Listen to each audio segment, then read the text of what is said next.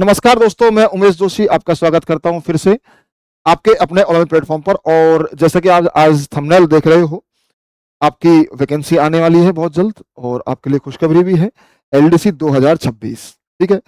आपको ये पता है कि जिन्होंने पहले भी एग्जाम दिया था, पिछली बार भी एग्जाम जब हुआ था, आपको ये खूब पता है कि इंग्लिश का रोल बहुत बड़ा होता है इसमें, ठीक है। और इंग्लिश की वजह से स्टूडेंट क्या करता है कि उसको क्विट करने की सोचता है कि यार हमारा इंग्लिश तो सही है ही नहीं, क्या करें हम। रोल बड़ा क्यों है? क्योंकि इसमें आपको पता है 75 क्वेश्चंस आते हैं।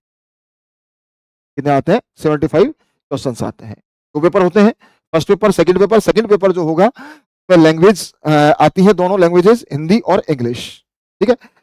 हिंदी 75 की और इंग्लिश 75 की। इंग्लिश का जो 75 का जो सवाल आता है, 75 क्वेश्चंस आते हैं, उनसे बच्चे क्या है, डरते हैं। आपको डरना बिल्कुल भी नहीं है, ठीक है। और आज बात करेंगे सिलेबस के ऊपर, बात करेंगे पढ़ना कैसे, बात करेंगे, ठीक है। तो सारी की सारी टेंशनें आपकी खत्म हो जाएगी, ठीक है।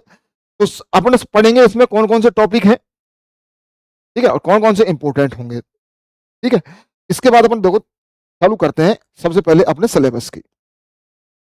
देखो ऐसा कोई भी टॉपिक नहीं है जहां से सवाल नहीं बनेगा। अब स्टूडेंट क्या करता है कि जो वो फैक्ट फैक्ट पढ़ के रहता है, फैक्ट पढ़ लेता है कि टेंस, नॉर्मल टेंस आते हैं, ये आते हैं, ठीक है। जबकि आप इसको डेप्थ में जाओगे, बहुत ज्यादा डीप में, क्योंकि जिस प्रकार से आरपीएससी और आपका अधीनस्थ बोर्ड जो क्वेश्चंस पूछ रहा है, वो बहुत ज्यादा डीप सवाल पूछ रहा है, कंसेप्चुअल सवाल पूछ रहा है, ठीक है। तो टेंस में भी आपको ऐसे ऐसे सवाल मिल जाते हैं, ठीक है। तो पहला पहला टॉपिक है आपका टेंस। इसमें भी आपको ऐसे ऐसे सवाल मिल जाएंगे जहां आप गलती करते हो। लेकिन गलती क्यों करते हो? क्योंकि आप लोग फैक्ट से पढ़ते हो। जब तक आप इन टॉपिक्स को, पहले अगर मैं टॉपिक की बात कर लेता हूं, फिर अपन बात करेंगे किस प्रकार पढ़ना है। दूसरा टॉपिक आपको पता है वॉइस का है। तीसरा टॉपिक नरेशन का है। चौथा ट्रांसफॉर्मेशन का टॉपिक है, ठीक है। जो आपको क्या करना है, असर्टिव सेंटेंस है उससे नेगेटिव सेंटेंस में ट्रांसफॉर्म करना है, चेंज करना है। इंटरोगेटिव सेंटेंस में चेंज करना है और एक्सक्लेमेटरी चेंज करना है। और वाइस वर्सा का मतलब हो गया कि आप असर्टिव से नेगेटिव और नेगेटिव से असर्टिव की बात करेंगे, ठीक है। ऐसे ही असर्टिव से इंटरोगेटिव और इंटरोगेटिव से असर्टिव, ठीक है। एक्सक्लेमेटरी, असर्टिव से अपन एक्सक्लेमेटरी की बात करेंगे और एक्सक्लेमेटरी से असर्टिव की, ठीक है। यहां पे जबकि सिलेबस में इनको अफर्मेटिव देना चाहिए था, अफर्मेटिव टू नेगेटिव, ठीक है, क्योंकि असर्टिव सेंटेंस का ही पार्ट होता है नेगेटिव और अफर्मेटिव, ठीक है। लेकिन अब पता नहीं वो किस हिसाब से लिखते हैं ये। चलो आगे देखते हैं। देखो, और इसके बाद आपके आर्टिकल्स और डिटर्मिनर्स हैं। इसके बाद प्रेपोजिशंस हैं, आपके ट्रांसलेशन है आपके, ठीक है ना। इसके बाद में ट्रांसलेशन, जैसे हिंदी देकर इंग्लिश पूछ लेगा और इंग्लिश देकर वो हिंदी पूछ लेगा। करेक्शन ऑफ सेंटेंसेस, आपसे सवाल पूछता है, या तो एरर से सवाल पूछ लेगा, या फिर वो आपसे ये पूछ लेगा कि निम्न चार ऑप्शंस में से कौन सा जो ऑप्शन है, सेंटेंस है, स्टेटमेंट है, वो ठीक है या कौन सा गलत है। और इसमें इन्होंने 3 टॉपिक लिए हैं। कौन कौन से टॉपिक लिए हैं? एक तो सब्जेक्ट वर्ब एग्रीमेंट का लिया है, एक डिग्री वाला लिया है, और एक कनेक्टिव्स, जिनको आप कंजंक्शन नाम से जानते हो, वो लिया है। और एक वर्ड्स रॉन्गली यूज्ड, ठीक है ना। शब्द यूज कोई और करना चाहिए लेकिन हम यूज पूरा कर देते हैं, ठीक है। जैसे बात करें अपन प्रिंसिपल, PRINC, जैसे अपन यूज करते हैं कौन सा, ये वाला, ये वाला, है ना। और ये, ठीक है, दोनों में अंतर है। एक की जगह हम दूसरा यूज कर देते हैं, उसी को क्या कहते हैं, वर्ड्स रॉन्गली यूज। इसके बाद अपन बात करें, ग्लोसरी आएगी आपकी। ग्लोसरी का मतलब वर्ड्स आएंगे, मीनिंग्स। ऑफिशियल, जो आप जो ऑफिस में जब जहां जॉब करोगे, जहां आपकी पोस्टिंग होगी, तो वहां आपको कई सारे शब्द ऐसे देखने पड़ते हैं, तो ऑफिशियल वर्ड्स होते हैं। तो टेक्निकल टर्म्स होती हैं, ठीक है, उनके हिंदी मीनिंग के साथ वो हिंदी देकर इंग्लिश वर्जन पूछ लेंगे और इंग्लिश देकर हिंदी वर्जन पूछ लेंगे, ठीक है। ये शायद आपके हिंदी में भी होगा, हिंदी के सिलेबस में भी। सिनोनिम्स है, पर्यायवाची, एंटोनिम्स है, विलोम शब्द, वन वर्ड्स हैं, ठीक है। और forming new words by using prefix, जिनको आप हिंदी में बोलते हो क्या, प्रत्यय और उपसर्ग, क्या बोलते हैं, प्रत्यय और उपसर्ग। दूसरी बात हम करें, इसमें कन्फ्यूजेबल वर्ड्स, चाहे आप कन्फ्यूजेबल वर्ड्स कह लो, चाहे आप वो जो वर्ड्स रॉन्गली यूज्ड थे वो कह लो, एक ही बात है। ठीक है? एक आपका आएगा पैसेज, ठीक है? इसके बाद में आप ऑफिशियल लेटर्स की बात करेंगे। एक तो ऑफिशियल लेटर, एक डेमी ऑफिशियल लेटर, एक सर्कुलर्स और एक नोटिसेज और एक बात करेंगे अपन टेंडर्स की। ठीक है? ये हो गई सारी चीज। अब इसमें होता क्या है कि जब बच्चा कोई सिलेबस देखता है तो नॉर्मल वे में क्या करता है, टेंस यार आते हैं मुझको, वॉइस आते हैं, बचपन से पढ़ रखे हैं, नरेशन भी आते हैं, ठीक है, ये पता नहीं कौन सा, ये देख लूंगा मैं, ठीक है, या फिर इनमें आर्टिकल, नरेशन, डिटर्मिनर खूब पढ़ रखे हैं हमने, या आते हैं। लेकिन जब एग्जाम हॉल में जब आप बैठते हो तो वहां पर बाद में जब आपके पास सवाल आते हैं ऐसे, तो हम लोग क्या करते हैं, यार पता नहीं कहाँ से आया है सवाल, तो खूब पढ़े, हमने पढ़े थे लेकिन हमने फैक्ट पढ़े थे, कंसेप्ट नहीं पढ़े थे। आजकल जो आजकल आप देख रहे हो तो बोर्ड के जो अध्यक्ष हैं उनके भी खूब स्टेटमेंट आ रहे हैं कि जब तक कंसेप्ट का नहीं देखोगे तब तक स्टूडेंट फेल होता रहेगा। 75 क्वेश्चंस हैं, इनको आप कंसेप्ट से आपको देखना पड़ेगा सभी चीजों को। यहाँ इनमें क्या है, आपको लगता कुछ और है और आता कुछ और, तो वहां आप लोग गलती कर देते हो। सवाल कई बार वो आपको ऐसा दे देता है कि आपको ऐसा लगता है कि यार बहुत आसान सवाल है, लेकिन वो सवाल घुमा हुआ होता है। हमारे जो बच्चे जो पढ़ रहे हैं, हमारे पास जो क्लासेस चल रही हैं, ठीक है, उन बच्चों को पता है कि यहाँ जो इंग्लिश की क्लास चल रही है वो कैसे चल रही है, सभी बच्चों को पता। यहाँ जब तक आप लोग सीख नहीं पाओगे, जब तक आप इन चीजों को अपने आप से जोड़ नहीं पाते, जब तक आप अपने आपसे इन चीजों को जोड़ नहीं पाओगे, तब तक आपको दिक्कत आती रहेगी। यहाँ जो हम लोग पढ़ाते हैं वो उसका एक ही कारण है समझ में आने का, क्या, और कई सारे बच्चों को सिलेक्शन भी हुआ है, उसका कारण एक ही है, क्या, कि जो भी आपको पढ़ाया जाता है तो आपकी लाइफ से जोड़ के पढ़ाया जाता है। तो आपसे ये बोल के पढ़ाते हैं क्या, कि बोलो आप अपनी जिंदगी में ये चीज बोलते हो कि नहीं बोलते हो, अगर ये बोलते हो तो इंग्लिश में भी यही चीज है। जैसे मैं आपको एक उदाहरण दूं, इसका इसी का उदाहरण देता हूं मैं, ट्रांसफॉर्मेशन का। आपको एक इसमें सिलेबस में एक चीज दी हुई है कि असर्टिव से इंटरोगेटिव। एक चीज बताओ आप कि आपको ये दिया जाता है, हु इनवाइटेड मी,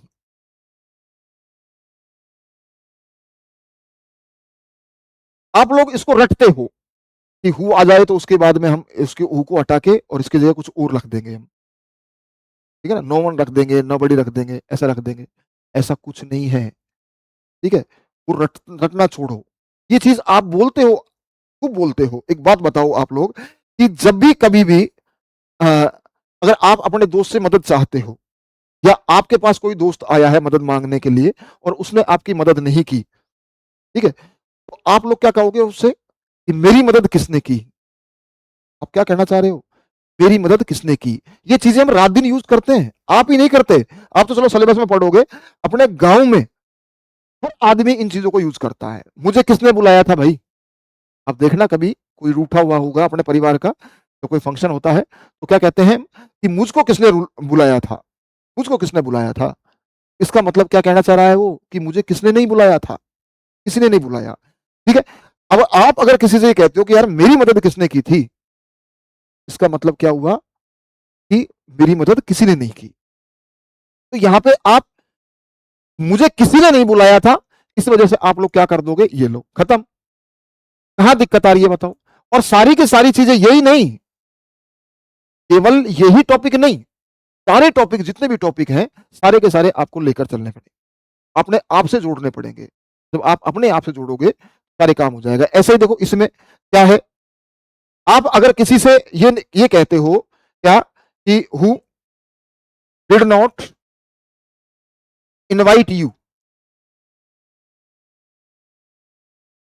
आप अगर किसी से ये कहते हो कि भाई तुम्हें किसने किसने नहीं बुलाया था तुमको, तो इसका मतलब क्या हुआ कि तुम्हें प्रत्येक व्यक्ति ने बुलाया था, तुम्हें प्रत्येक व्यक्ति ने बुलाया था। तो यहां पर क्या कर दोगे आप, हु को हटाओ, एवरीवन इनवाइटेड।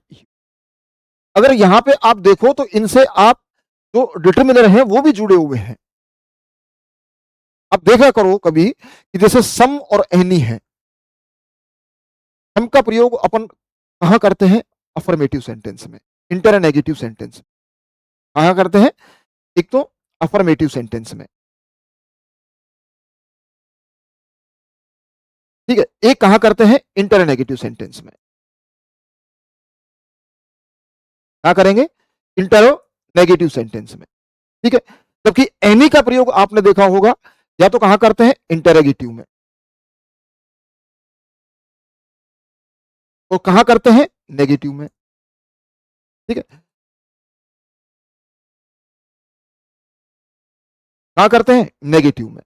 अब इनको अगर आप कंसेप्चुअल पढ़ लो तो ये आपका वैसे ही सही हो जाएगा। अब वो सर इससे कैसे कनेक्ट है? ऐसा कोई सा टॉपिक नहीं है किसी दूसरे टॉपिक से कनेक्टेड नहीं है। कैसे है? देखो, एक बात बताओ मुझको, ये सेंटेंस आपका असर्टिव था, मतलब इसमें नॉट नहीं था, सॉरी इसमें नॉट नहीं था, केवल इंटरगेटिव था ये, ठीक है? तो केवल इंटरगेटिव का मतलब नेगेटिव होता है, तभी तो हम वहां एनी का प्रयोग करते हैं। आप एनी के लिए देखना, कभी भी इंटरगेटिव के साथ में अफर्मेटिव सेंटेंस नहीं पढ़ोगे, इंटरगेटिव के साथ में हमेशा नेगेटिव पढ़ेंगे, क्योंकि दोनों का सेंस एक होता है। इंटरगेटिव नेगेटिव एक जैसा है, ठीक है? यहां हम इसकी बात करें, देखो ये इंटर नेगेटिव है, प्रश्नवाचक भी है और नकारात्मक भी है। तो जब हमने इसका जो ट्रांसफॉर्म किया तो किसमें किया? अफर्मेटिव में। तो अब बताओ, सम का प्रयोग हम इनके लिए करते हैं कि नहीं करते? इनके लिए सम का प्रयोग करते हैं। तो हर चीज लिंक है, अपने आप से जुड़ी हुई है सारी की सारी चीजें, ऐसी कोई चीज नहीं है जो हमसे जुड़ी हुई नहीं है। चाहे वो आपका कनेक्टिव वाला वर्ड आए, कलेक्टिव आए, चाहे आपका ये नरेशन आए, हर चीज आप रिपोर्टेड वर्ब को चेंज क्यों कर रहे हो, ठीक है? क्यों? क्योंकि आप अब आपको एक शिकायत होती है, साहब हमको अंग्रेजी याद नहीं रहती। वो इसलिए याद नहीं रहती बेटा, कहां तक रटोगे आप? ये तो लैंग्वेज है, लैंग्वेज है ये, तो रटोगे कहां तक आप? दुनिया भर के रूल्स हैं। इसलिए जब तक आप इन चीजों को आप अपने आप से नहीं जोड़ दोगे, जब तक आपको रीजन पता नहीं लग जाएगा कि इसके पीछे रीजन क्या है, तब तक आप ये चीजें नहीं कर पाओगे, सीख नहीं पाओगे। और नहीं सीख पाओगे तो फिर बाद में वही आपके एक ही चीज जबान पर, क्या कि साहब हमको इंग्लिश कभी आएगी नहीं। तो सबसे बड़ा इसका मोटो है क्या? अपने आप से पढ़ना, अपने आप से जोड़ के पढ़ना। और वो आप चीज आप देख नहीं पाते हो। आपने एक बात बताओ, आपसे अगर मैं ये कहूं, एक और उदाहरण देता हूं मैं आपको, क्या ये वाला उदाहरण देता हूं जो कई बार पूछा हुआ भी है, noun plus preposition plus same noun, अगर ये आता है तो हमेशा सिंगुलर नाउन होता है। क्या होता है? Singular noun. कौन सा होगा? दोनों के दोनों सिंगुलर होंगे। और कैसे होंगे? बिना किसी आर्टिकल के। कैसे होंगे? बिना किसी आर्टिकल के। अब आपसे मैं पूछूं, क्या आपने ऐसा कभी बोला है क्या?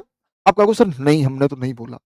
में से एक भी ऐसा बच्चा नहीं है जो ये चीज बोलते नहीं हो, इस स्ट्रक्चर को सब यूज करते हो तुम, लेकिन उससे बात वही, आप उससे कनेक्ट नहीं हो पाते हो। कैसे? आपने क्या ऐसा नहीं बोला क्या? बताओ मुझको आप, फेस टू फेस क्या नहीं बोलते हो क्या? ठीक है, स्टेप बाय स्टेप बोलते हो कि नहीं बोलते हो?